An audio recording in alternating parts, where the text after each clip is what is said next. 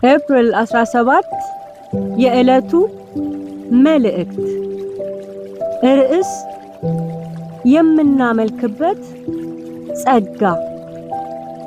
ስለዚህ የማይናወጥን መንግስት ስለምንቀበል በማክበርና በፍርሃት እግዚአብሔርን ደስ እያሰኘን የምናመልክበትን ጸጋ እንያዝ።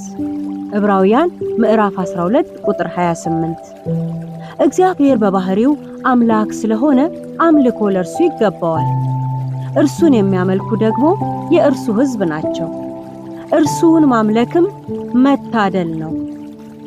ታዲያ ይህን በዓይን የማይታየውን ከልባችን ይልቅ ታላቅ የሆነውን ዓለማትን የፈጠረውንና የሚገዛውን አምላክ ለማምለክ ጸጋ ያስፈልጋል። እርሱን በማምለካችን ደግሞ ጤናማ ኅብረትን ከመገንባታችን ቀጥሎ የእርሱን መንግሥት ለመውረስ ተጠርተናል። ትንሽ ስጦታ ለሚያደርግልን ሰው ያለን አክብሮት ምን ያህል እንደሆነ ሁላችንም እናውቃለን። ከዚህ ሁሉ በላይ የማይናወጥ መንግሥትን ሊሰጠን የሚችለውን አምላክ ማክበር፣ መፍራትና እርሱን ደስ በማሰኘት መመላለስ ከሁላችን ይጠበቃል። በዚህ እውነት ላይ ተመርኩዞ ነው የዕብራውያን ጸሐፊ ለአማኞች እግዚአብሔርን የሚያመልኩበትን ጸጋ እንዲይዙ የሚመክራቸው።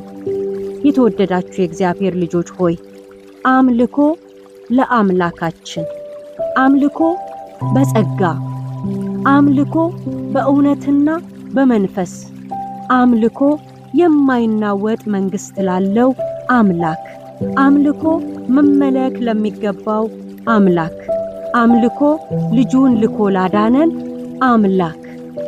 እኛም ሕያው አምላክን የምናመልክበትን ጸጋ እንያዝ። ቀርቧላ የምናመልክበት ጸጋ።